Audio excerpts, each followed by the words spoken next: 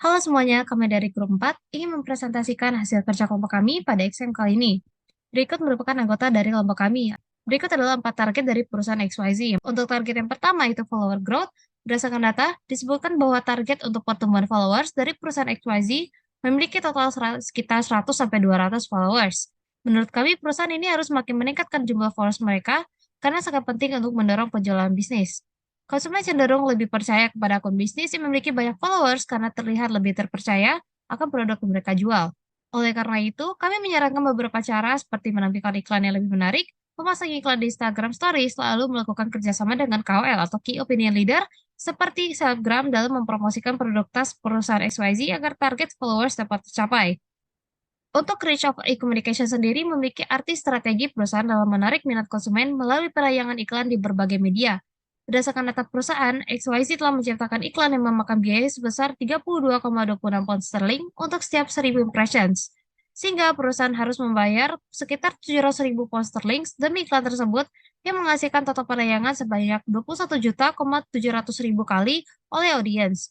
Lalu diperoleh data click-through rate atau CTR sebesar 0,23% yang lebih kecil jika dibandingkan dengan rata-rata CTR pada kategori bisnis SaaS yaitu sebesar 6,27%.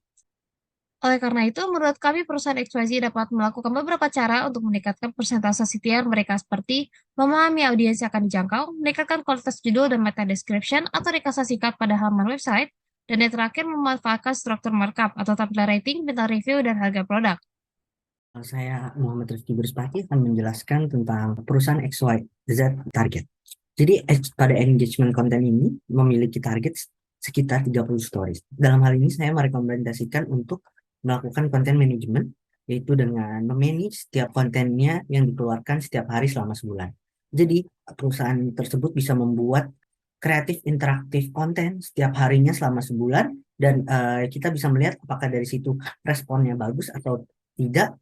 Jika tidak bagus, bisa dievaluasi pada akhir bulan untuk bulan selanjutnya agar konten tersebut bisa mendapatkan engagement yang bagus. Karena di sini kita melihat dari bulan sebelumnya apakah interaktif konten tersebut bisa mendapatkan engagement yang bagus atau tidak. Jika tidak, maka bisa dibuat ide yang baru untuk strategi konten pada bulan selanjutnya. Selanjutnya, saya akan menjelaskan tentang adanya leads or opportunity generate. Jadi di sini perusahaan tersebut bisa mendapatkan peluang opportunity response sekitar 16.700 dengan cost sekitar 41,92 pound sterling dan conversion rate sekitar 10,6%.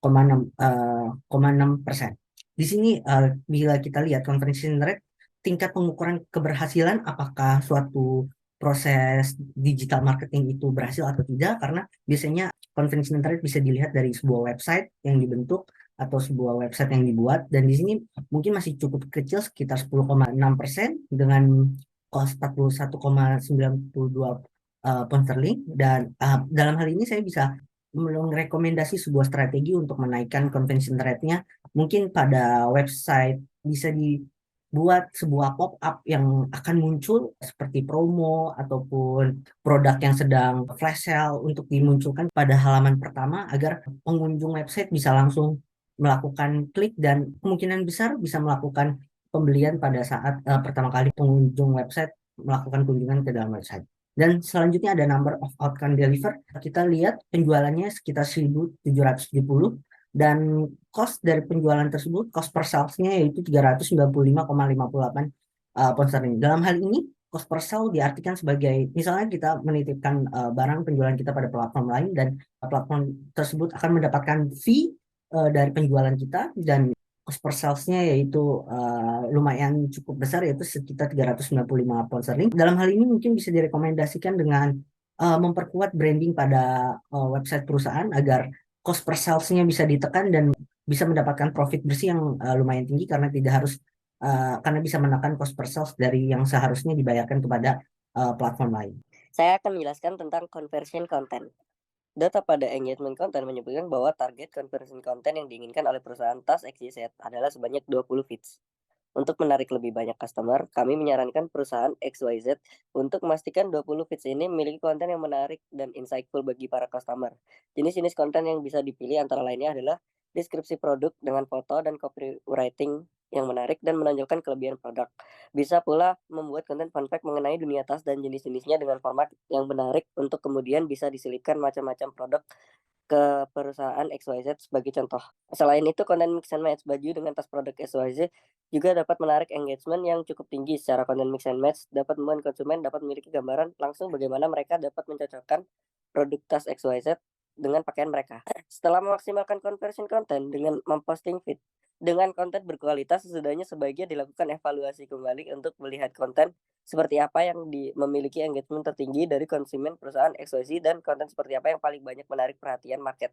Lalu yang kedua, rich content. Rich content adalah salah satu strategi bisnis digital yang dapat digunakan perusahaan XYZ untuk memperluas jangkauan bisnis mereka dan meningkatkan brand awareness.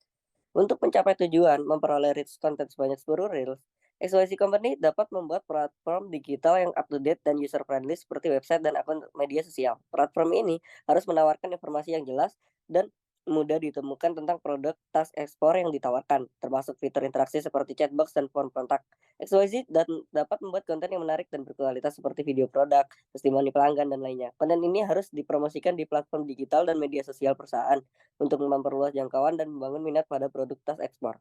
Dan yang terakhir, perusahaan dapat bekerja sama dengan influencer yang relevan dengan produk tas ekspor untuk membantu meningkatkan reach konten. Influencer dapat mempromosikan produk melalui postingan story dan video mereka, serta memberikan testimoni atau ulasan tentang produk.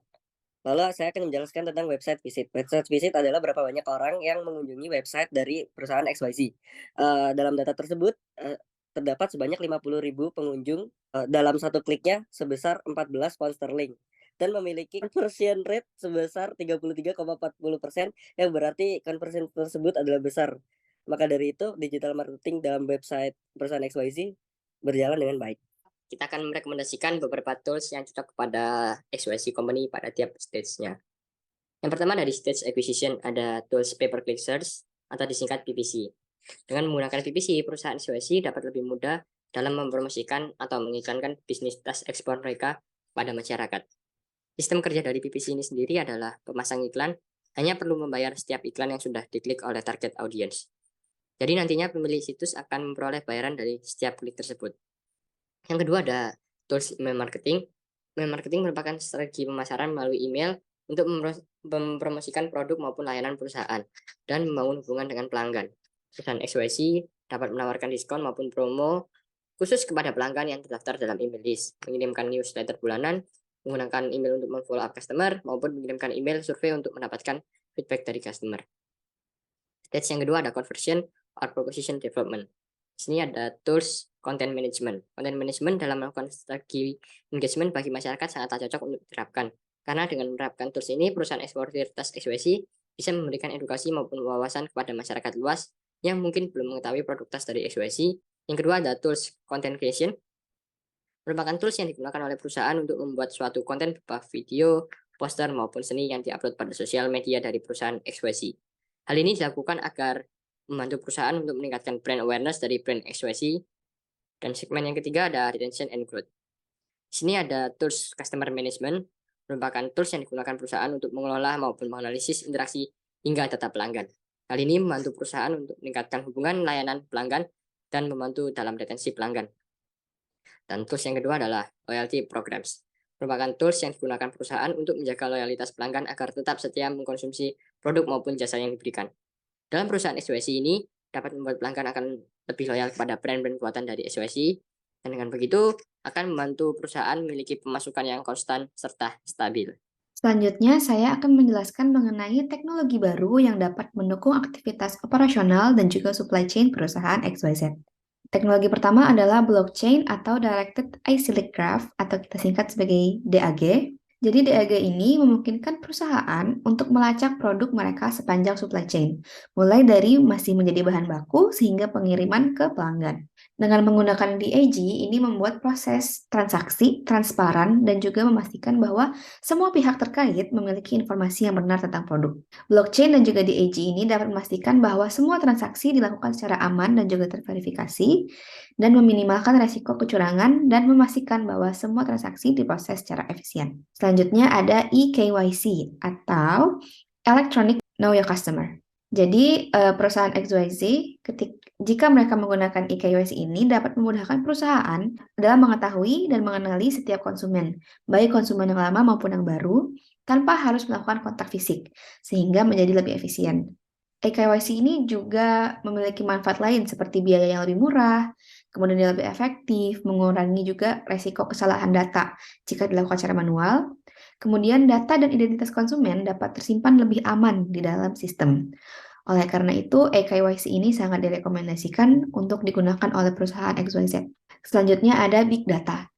Kami merekomendasikan perusahaan XYZ untuk mencari dan juga mengolah Big Data, serta melakukan perhitungan analisis simulasi dari Big Data yang telah didapatkan, karena Big Data ini mencakup data yang bervariasi dan juga beragam, sehingga ketika dianalisis ini sangat bermanfaat untuk mengetahui dan juga memutuskan strategi bisnis seperti apa yang paling tepat untuk perusahaan XYZ.